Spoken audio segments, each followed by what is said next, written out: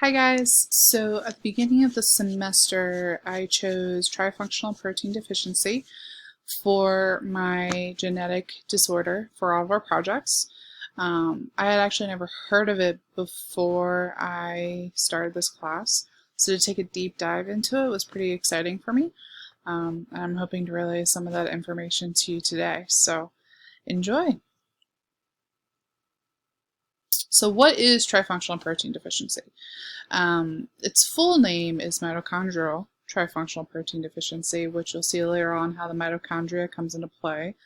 But basically, with this genetic mutation, the body is unable to break down certain fats for energy, especially during periods without food when that energy is needed most. If we're not intaking any food that the body can break down into glucose, then that's when the body taps into the fat stores with beta oxidation, breaking down that fat inside the mitochondria in order to get glucose in order for the body to survive. Sometimes this deficiency can be mistaken for Reye syndrome, which can be brought on by some infections. I think one of them I read was chickenpox.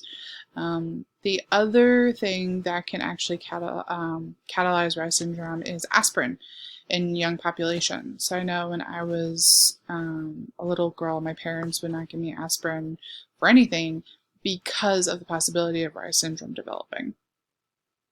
And the incidence is approximately 1 for every 250,000 live births. So it's pretty rare. I couldn't really find any huge studies done on them because they weren't able to get that many subjects. If anything, it was a lot of case studies that were being written just to kind of get the experiences out there for people to learn from. So, what is the molecular cause for TFP? These mutations are found in the HADHA and the HADHB genes, which are both located on the 2p23 chromosome. So, these two genes give orders to the enzyme complex mitochondrial trifunctional protein, hence the name, which contains 3 enzymes that break down long-chain fatty acids, which can be found in dairy and in certain oils. This fat is usually stored in the liver and in other tissues of the body as energy stores for later on down the road when needed. The body can tap into it. The really cool thing usually with the human body is that it's able to compensate for these weak links that can be found. A generic example would be if someone's blind, their hearing gets a lot better, right? Unfortunately, this mutation affects all 3 of these enzymes. So the body doesn't have a backup per se if this mutation should be present. Unfortunately, it's there and it is what it is. And that's why when we look down a couple of slides, you'll see that lifestyle changes aren't always beneficial and how more severe cases don't end quite as well as we hope. Okay, so just taking a quick look. Like I said before, the body is unable to break down these long-chain fatty acids. So it goes ahead and stores them, thinking that it will, break down the fatty acids later in order to get energy.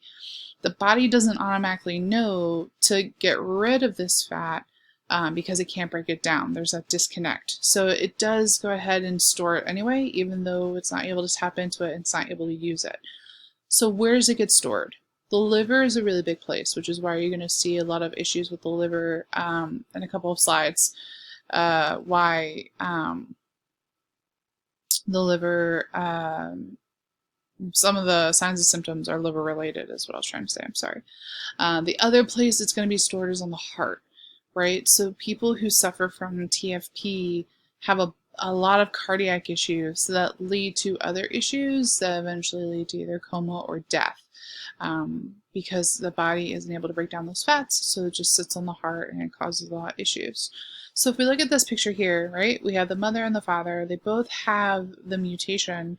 However, they're heterozygote, so they're not afflicted with it. They're just carriers, right? If you're a carrier, you usually don't have any symptoms, which we'll talk a little bit about later. However, unfortunately here, the fetus becomes a carrier, which is the newborn is afflicted with the TFP deficiency. However, because it's a fatty acid oxidation disorder, all these fats are going to be put onto the liver, onto the heart, and some other places as well. So that's when you're going to see hepatotoxic metabolites, which is going to be related to the liver. HEPA is liver. And down here it says cardiomyopathy, heart failure, which I'm sorry, my face is covering it, but the heart can only stand so much fat to be on it. So, all right, signs and symptoms of TFP, right? The list is broad and long, but some are really pretty important. So, feeding difficulties, lethargy or low energy, low blood sugar, hypoglycemic because it's not able to tap into those energies to create glucose, weak muscle tone, loss of sensation in extremities, liver problems, heart problems, respiration problems, all kind of goes together, and coma and sometimes sudden death. So the coma is more linked to the hypoglycemic episodes.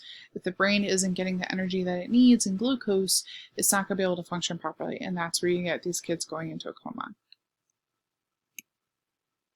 All right, so possible treatments. So there are mild and there are severe cases. For the mild cases, right, lifestyle changes are what's going to help the child live kind of a long and happy life in the regard of having TFP. So the important thing to remember and to know is that there is no cure. It's a genetic disorder. We cannot cure them of it. So it's either you have some lifestyle changes, or if that doesn't help, then unfortunately the child most often dies. If it's a mild case, dietary changes are going to be a big one, right? Avoiding those long chain fatty acids. So instead of having the long chain, you're going to be adding in the medium chain fatty acids, which the body can break down. The other thing they're going to want to do is avoid environmental extremes, which can cause muscle breakdown if they're in it. So extremely hot temperatures and extremely cold temperatures. These extremes can break down muscle, which can lead to something called rhabdomyolysis, which can be really hard on the kidneys. And basically what happens is the muscle breaks down, it gets into the kidneys, and the kidneys try to filter it, and they're not able to filter it, and it could cause a ton of issues, including kidney failure. So they want to prevent the muscle breakdown. If left untreated, or if it's a severe case, babies and children will most likely experience hypoglycemic episodes, which will lead to coma and death. And what I could find, children with severe cases don't live past the age of 5, usually. So it's a short lifespan for kids who, dietary changes won't help. All right, so inheritance. Again, I apologize, my face is kind of over the picture. It's an autosomal recessive gene, which means that you can be a carrier and not have any symptoms, but you need both recessive genes from both parents in order to be afflicted with the disease, right? So up here we have father and mother. They're both carriers, right? Because they're both carriers with a dominant gene and a recessive gene, the chances of one of their children being afflicted with the disease is 25%, or 1 in 4, right? They also have a 1 in 4 chance of not being a carrier at all. However, the highest chance is going to be that their children will be carriers. They have a 50% chance of being a carrier. So if you have a family history of it, if you know that somewhere along your family lineage someone had it, best to get tested, which you can get genetically tested if you think you're a carrier, which we'll discuss a little bit later on. If you're a carrier, you usually don't present with any symptoms, so the only way you're going to know is if you get genetically tested. And unfortunately, due to the shortened lifespan of the more severe cases, an affected individual will not have offspring because they usually don't live past the age of 5. All right, so diagnostic criteria.